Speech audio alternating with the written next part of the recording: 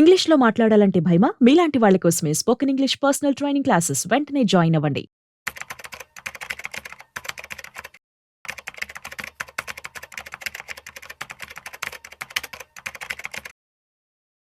అనూహ్యంగా Trump tariff అనేది India మీద 50% వేయడం జరిగింది. ఇది ఎంతవరకు ఇండియన్ ఎకానమీని దెబ్బతీస్తుంది? అట్ ది సేమ్ టైం దీనివల్ల అమెరికాకి ఏంటి ఉపయోగం?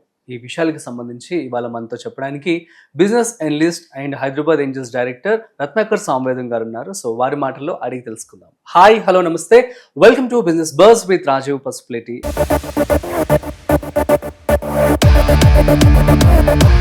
On Suman TV. So let's start. Hi sir, namaste. నమస్కారం సార్, ట్రంప్ ఇండియా మీద పగబట్టారా? ట్రంప్ ఇండియా మీద పగబట్టారా అంటే అనొచ్చు ఉంది అని చాలా మంది రాసిన పాయింట్స్ అండి. అమెరికా న్యూస్ పేపర్లు అయితే ఏం రాయలేదు, ఇది ఇండియన్ న్యూస్ పేపర్ రాస్తున్నట్టు. మేము New York Times, California Times, Wall Street journals అన్నీ చదివాం. వాళ్ళు not even bothered what Trump ఈ స్పీకింగ్ అబౌట్ ఇండియా అనేది. బట్ ఇండియన్ న్యూస్ పేపర్స్ మాత్రం ఎత్తి పొడి చేస్తున్నాయి ట్రంప్ టారిఫ్ గురించి.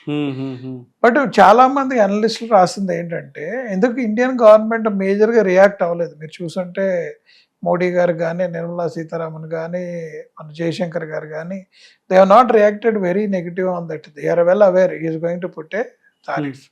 బికాస్ ఒకప్పుడు వాళ్ళే వరల్డ్ ఈస్ ఫ్లాట్, మేము అమెరికాలో కూర్చొని ఎక్కడ మాకు బెస్ట్ రిసోర్సెస్ తక్కువ ప్రైస్లో వస్తే అక్కడ చేయించుకుంటా ఉన్నారు.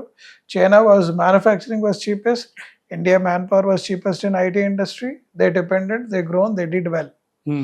సడన్ గా దే రియలైజ్ ఏమైందంటే, ఇది బాగానే ఉంది కానీ మనం సంపాదించిన డబ్బులన్నీ వేరే కంట్రీస్కి వెళ్ళిపోయి మన వాళ్ళకి ఉద్యోగాలు లేని స్టేట్కి వచ్చారు ఆఫ్టర్ 20 years. మీరు 2003లో మొదలైన యాక్టివిటీ 2013లో మన మోహన్ దాస్ పై గారు ఒక పుస్తకం రాశాడు, వరల్డ్ ఈస్ ఫ్లాట్ అని. దాని తర్వాత జరిగిన ఇన్సిడెంట్లు ఏంటంటే, లాస్ట్ 20 years లో ఇంత మార్పు ఎకనామిక్ సైకిల్స్ ప్రకారం.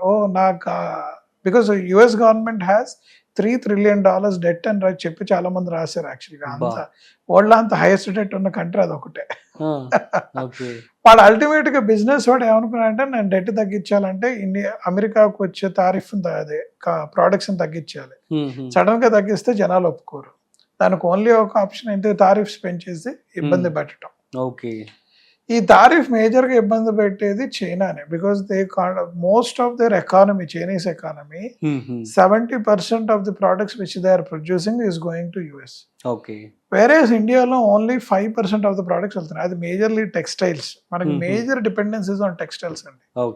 వాళ్ళ షూస్ కానీ బట్టలు కానీ ఇండియా నుంచి వెళ్తున్నాయి. Bangladesh, India is the biggest.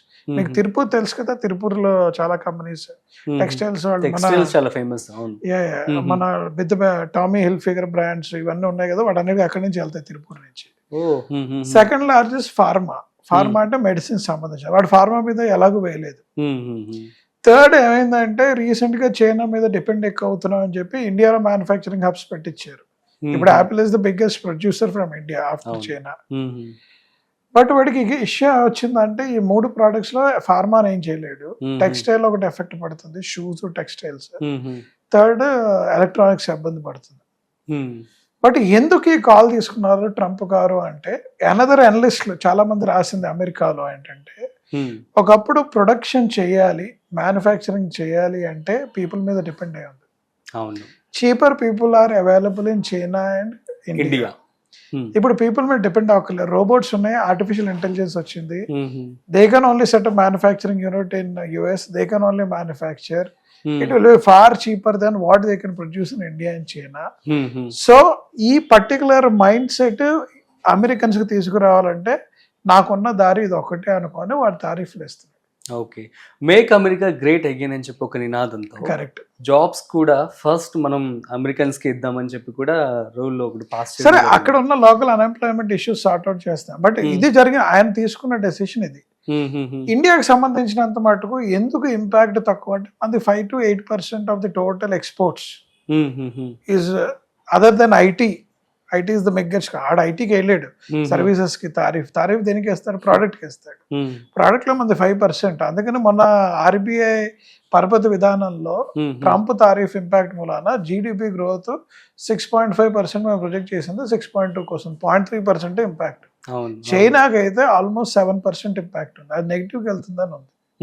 But still they stand tall, నువ్వు లేకపోయినా నేను ఏదో విధంగా చేసుకుంటాను.